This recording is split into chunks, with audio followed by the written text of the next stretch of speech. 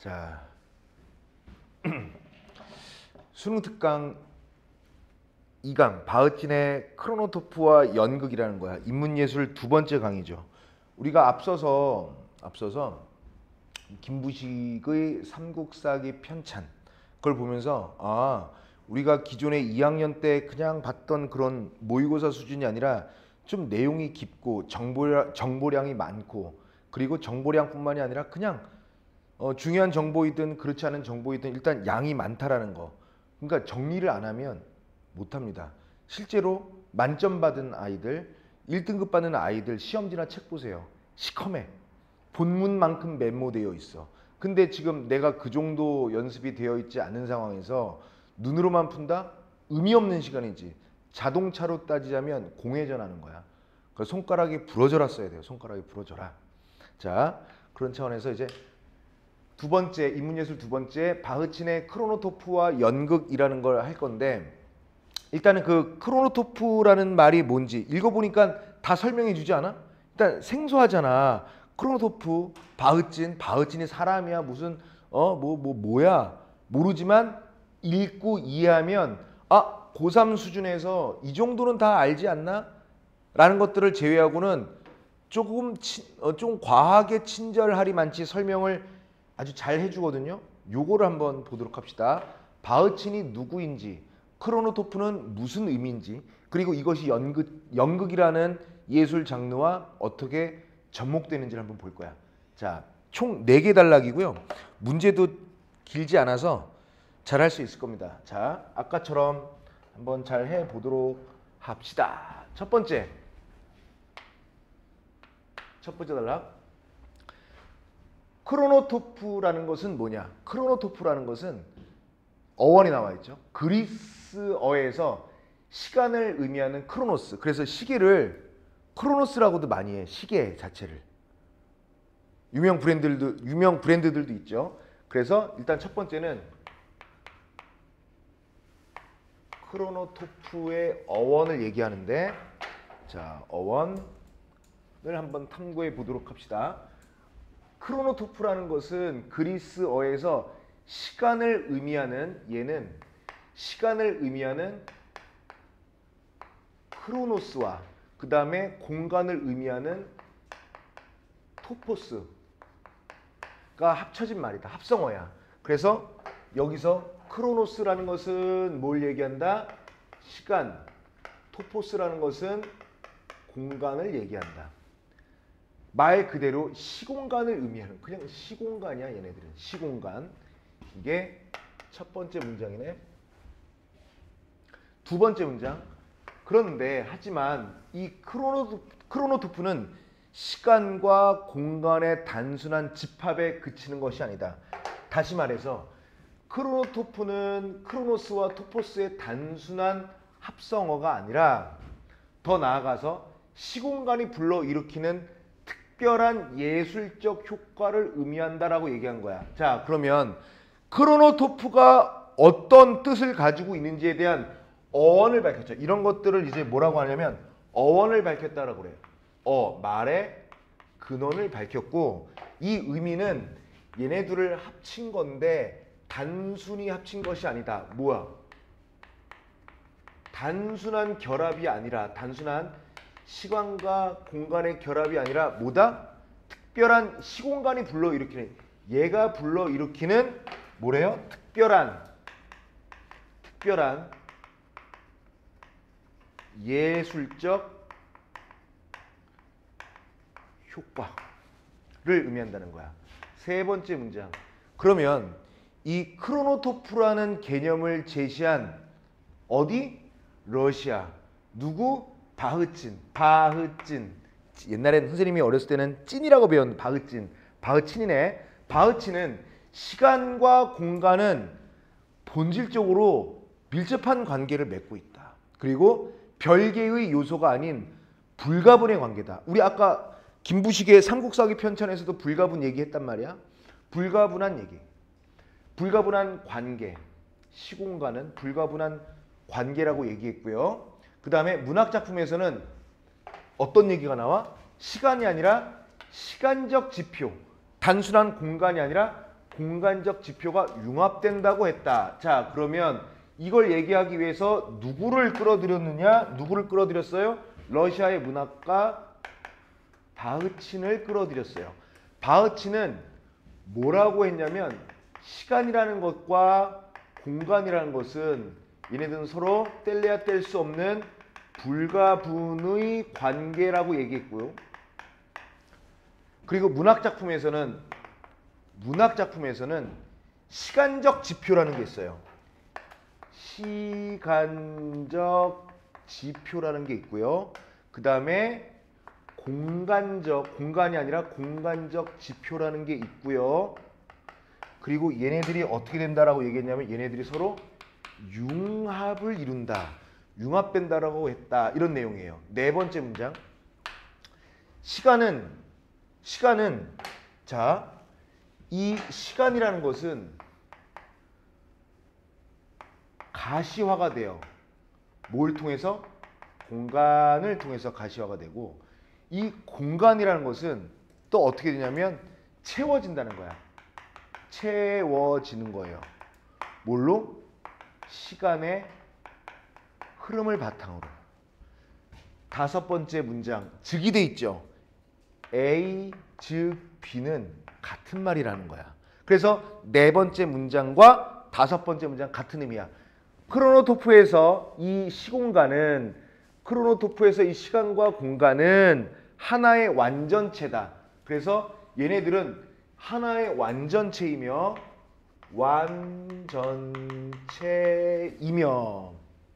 그 다음에 여기에서 시공간은 객관적 물리적 차원을 넘어선 함축적 의미의 차원.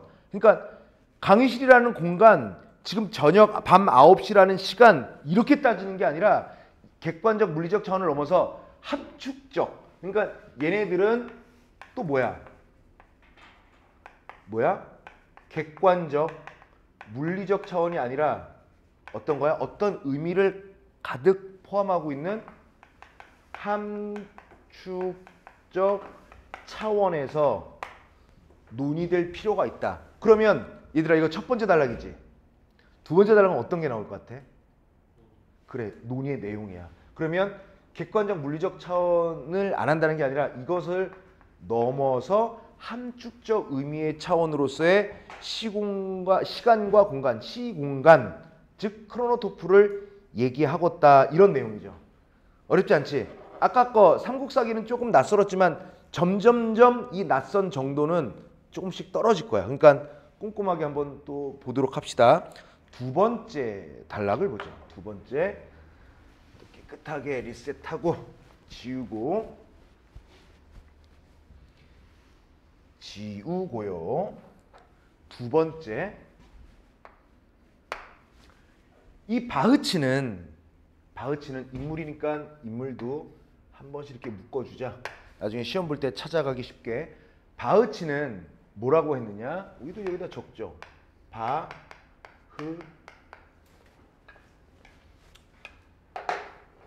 바흐친이라는 사람은 크로노토프가 서사적 사건을 구체화한다. 크로노토프가 서사적 사건을 구체화하고 살이 붓게 하고 혈관에 피가 흐르도록 한다. 바흐친은 뭐라고 그랬냐면 크로노토프라는 것은 첫 번째, 서사적 사건을 구체화한다. 두 번째, 살을 붓게 한다. 세 번째, 피가 흐르게 한다. 이게 무슨 뜻일까? 두 번째 문장에 나오죠. 얘는 첫 번째 문장이었고, 이는 곧 시공간이, 요 말은 곧 같은 말로 시공간이 이야기 속 사건의 성격을 시각적으로 느끼게 한다. 어렵죠? 시공간이 뭐 한다고요? 이야기 속 사건의 성격을 뭘로? 청각, 후각, 미각 아니 시각적으로 느끼게 하는 것을 의미한다. 사건의 성격을 시각적으로 느끼게 하는 것을 의미하며 플러스 이를 위해서 얘를 위해서 바흐치는 뭐라고 했냐면 크로노토프가 독자에게 사건이나 인물 또는 세상의 특별한 이미지나 형상을 불러일으킬 수 있는 아까도 얘기했던 시간적, 공간적 표시물이 되어야 한다고 말했다는 거야. 그래서 이걸 위해서 바흐치는 뭐라고 얘기했느냐? 또 역시 크로노토프는 뭐 해야 된다고요? 독자에게 인물, 사건, 특별한 이미지, 형상 등을 불러일으킬 수 있는 크로노토프는 뭐 해야 된다고요? 시간적, 그 다음에 공간적 표시물이 돼야 된다는 거야. 뭐가? 크로노토프가. 크로노토프라는 것 자체가 크로노토프라는 것 자체가 시간과 공간을 의미한다라고 얘기했잖아. 근데 이게 시각적이니까 표시가 된다는 거야. 눈으로 확인할 수 있도록. 괜찮지? 이해가 안 돼? 예를 들어 볼까? 2에서 6세기에 쓰인 그리스 로맨스에서 나타나는 크로노토프는 뭐가 있느냐? 아까 문제도 나오는데 모험의 시간, 광대한 낯선 공간의 융합으로 이루어져 있다. 오, 정보네. 2에서 6세기에 쓰인 그리스 로맨스에 나타나는 크로노토프는 2에서 6세기의 크로노토프는 뭐? 모험의 시간. 그 다음에 광대한 낯선 공간. 광대한 낯선 공간 이렇게 돼 있어요. 그리고 얘네들이 또 아까처럼 뭐가 어떻게 돼 있대요? 얘네들은 서로 융합이 되어 있다라고 얘기했죠. 네 번째 문장. 납치, 탈출, 추격, 수색, 감금 등으로 이루어진 이 모험의 시간은 그리스, 페르시아, 이집트 등 여러 나라를 포함하는 아주 광대한 낯선 공간을 필요로 한다. 이런 거를 제대로 표현해 내려면 이런 공간을 필요로 한다. 여기에 모험의 시간이나 그 다음에 낯선 공간은 시공간의 특별한 성격을 나타냈는데 여섯 번째 문장. 사건이 벌어지는 2에서 6세기와 같은 구체적 시간이나 그리스, 페르시아 등의 구체적인 공간은 객관적이고 표피적인 것에 불과하다. 이거 2세기에서 6세기 객관적이야. 그 다음에 이집트, 페르시아 뭐 이런 거 모두 껍데기적이다. 표피적이다. 그리고 이 시간과 공간이 결합하면서 객관적이고 표피적인 것을 벗어나 오버되어서 모험의 시간과 광대한 낯선 공간 같은, 자, 이게 2에서 6세기라는 객관적이고 물리적인 시간, 그 다음에 페르시아, 이집트, 그리스라는 이런 표피적인 것이 융합되어서 넘어서서 모험의 시간과 광대한 낯선 공간으로 만들어진다는 거지. 맞죠? 자, 그 다음에 일곱 번째 문장. 또한 시간과 이런 공간의 융합은 새로운 차원의 이미지를 창조해. 얘네들은요, 또 뭐도 하냐면 이렇게 융합이 되잖아. 그럼 새로운 차원의 이미지를 만든대요. 이렇게 하면서 이 이미지가 얘네들은 이야기의 형체를 부여한다는 거야. 이야기의 모습을 입혀준다는 거죠. 그리고 이 이야기는 구체적인 모습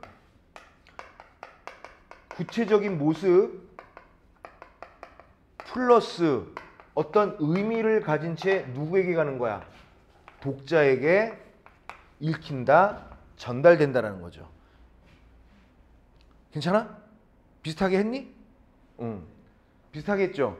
한번 얘들아, 첫 번째 단락이 너무 쉬운데 여기서는 조금 어려웠어. 그래서 한 번만 더 복기를 해볼게. 바흐틴이 뭐라고 했냐면 이 크로노토플은 사건을 구체화한다. 살을 붓게 하고 피가 흐르게 한다. 이것은 꼭 무슨 뜻이냐? 시간과 공간은 사건의 성격을 눈에 보이게끔 시각적으로 만들어준다는 거야. 바흐틴은 이 크로노토플을 시간적, 공간적 표시물로 만들어야 된다는 거지. 그래서 본문에서는 직접적으로 연결 안 했는데 선생님이 메모한 이 시각적과 표시물은 되게 중요한 연결고리야. 그리고 예를 들어서 2세기에서 6세기라는 객관적이고 물리적인 시간의 크로노토프는 뭘로 발전되냐면 모험의 시간과 광대한 낯선 공간이야. 2세기에서 6세기 자체가 모험의 시간이 아니야.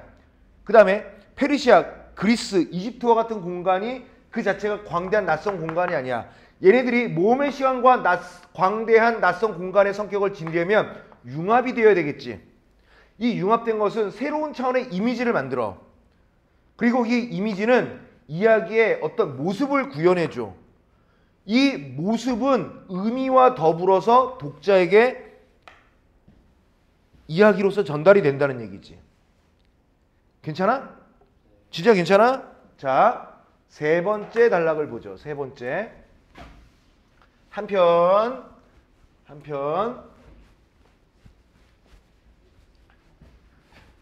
세 번째 단락. 한편 크로노토프는 첫 번째 문장입니다. 한편 크로노토프는 소설뿐만이 아니라 연극을 분석하는 데도 용이하게 활용된다. 이제 여기서부터 진짜 내용이에요. 그래서 크로노토프 얘는 소설에도 관여하지만 또 연극을 분석하는 데도 용이하다. 자, 두 번째 문장. 소설이 전적으로 얘는 소설은 어쩔 수 없죠. 인쇄되는 활자 문학이다, 활자 예술이다 보니까 얘는 언어에 의존하죠. 근데 연극은 무대에서 실제 연기죠. 실제 연기를 통해서 얘는 시간과 공간을 어떤 특성으로? 시청각적 특성으로 표현한다는 특성이 있기 때문에 연극의 크로노토프는 소설의 크로노토프와는 또 구별된다. 그래서 얘랑 얘는 구별된다는 거야. 구별되는 기준은 시공간을 통해서 실제로 배우들이 실연을 하다 보니까 눈에 보이는 시각과 귀에 들리는 청각적 특성이 있다는 거죠. 자, 세 번째 문장. 연극에서 나타나는 이 시공간은 요거죠. 연극이 직접 표현하고 제시하는 명시적 시공간이 있어요. 그리고 상징적 의미 차원에서 수용되는 함축적 시공간이라는 게 있어요. 여기까지야. 예를 들기 전에 명시적 시공간의 특징이 뭐지? 직접 표현 제시. 직접 표현하고 제시하는 특징이 있고요. 그 다음에 상징적 의미의 차원에서 수용되는 것. 얘는 걔가 가지고 있는 상징적 의미 차원에서 수용되는 차원의 시공간이 바로 함축적 시공간이고 직접 표현 제시하는 것은 명시적 시공간이다. 예를 들어볼까요? 입센의 연극 유령에서 요 1막의 배경, 입센의 연극 유령에서 1막의 배경은 유리벽에 온실이 붙어있는 아늑한 거실이야. 그리고 유리벽 너머의 바깥에 음울한 풍경이 비치는 것으로 설정. 다섯 번째. 이거는 자, 예를 들어서 뭐야? 유리벽의 온실.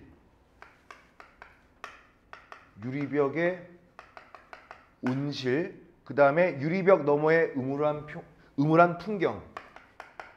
유리벽 너머의 음울한 풍경.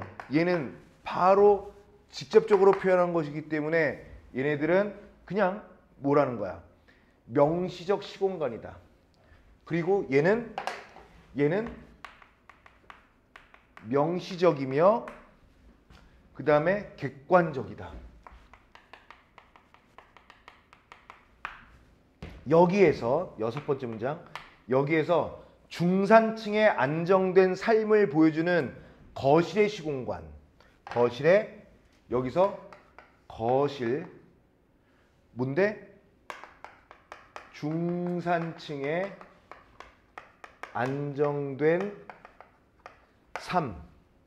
그 다음에 시공간과 음울한 현실을 뭐야 이거? 뭐라고 돼 있지? 이거 오타인데? 감시? 암시. 암시. 음울한 현실을 암시하는 유리벽 밖의 시공간. 그 다음에 유리벽 밖. 유리벽 밖. 얘는 뭐야? 음울한 현실. 얘네들이 서로 어떻게 되는 거야?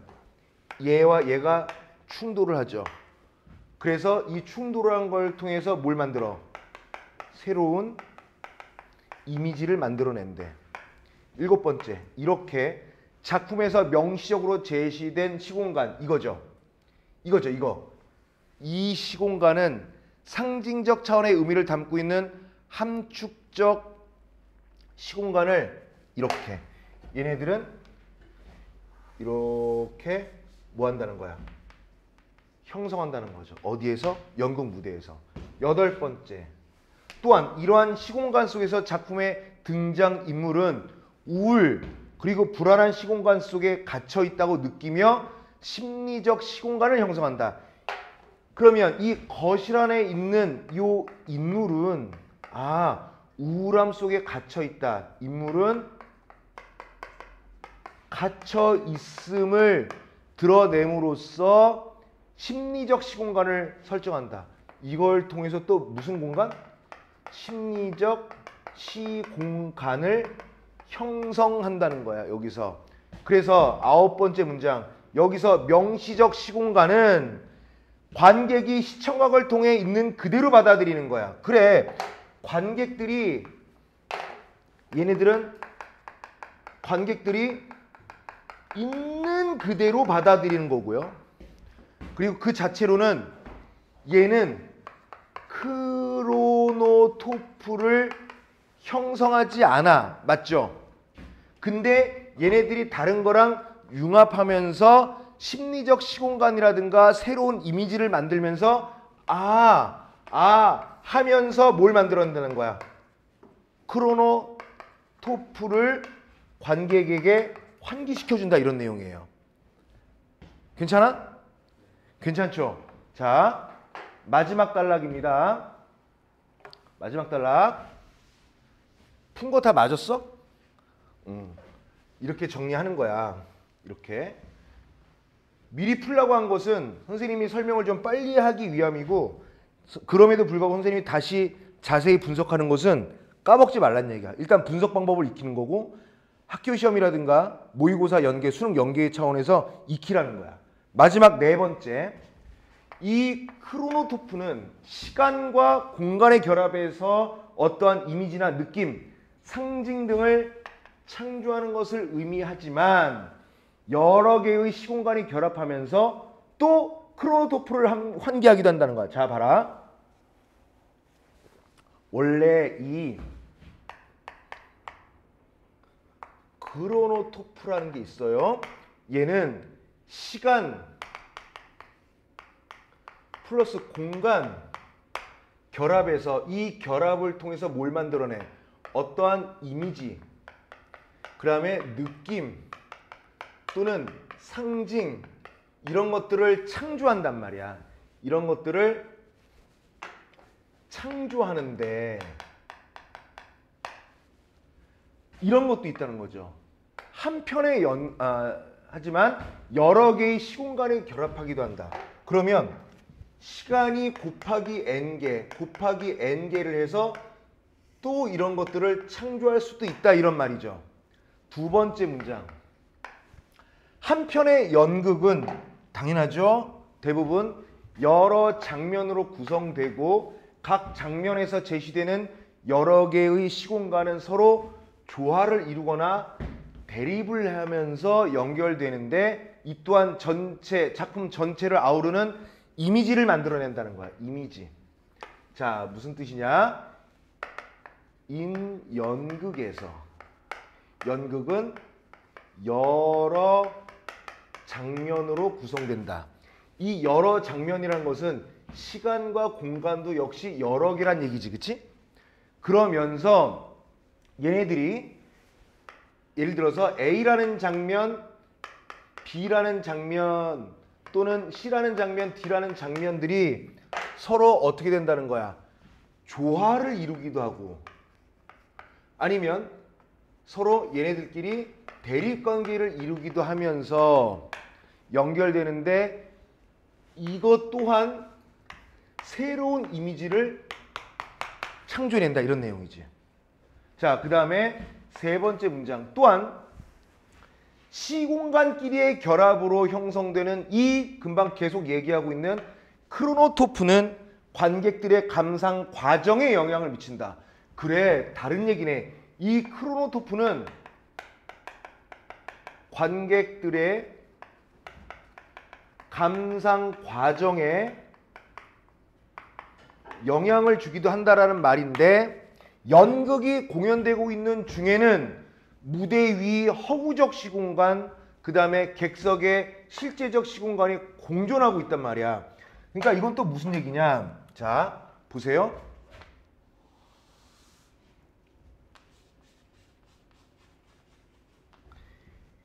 여기는 실제로 연극이 진행되는 무대야.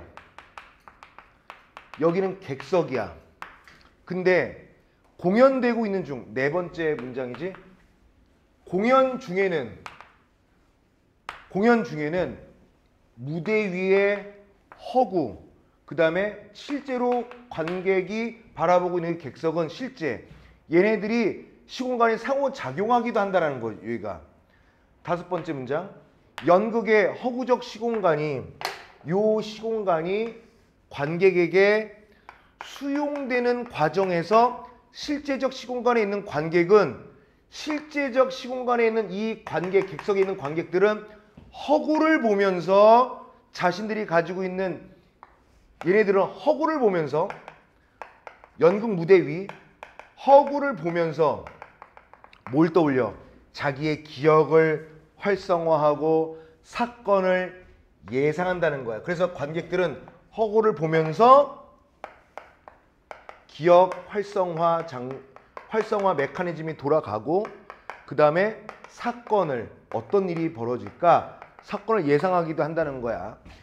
일곱 번째, 즉 관객은 작품의 서사를 수용하는 과정에서 이렇게 받아들이는 수용 과정에서 현실의 경험 그 다음에 다른 작품에 대한 자기가 가지고 있는 전문적 지식 이런 것들이 기억에 저장되어 있다는 지식을 도원한다는 거야. 그러니까 바보가 아니라는 거죠. 이런 것들을 다 최대한 활용해서 그 연극을 감상한다는 거야. 그래서 여기까지가 이제 본문에 대한 설명이야. 어렵지 않지?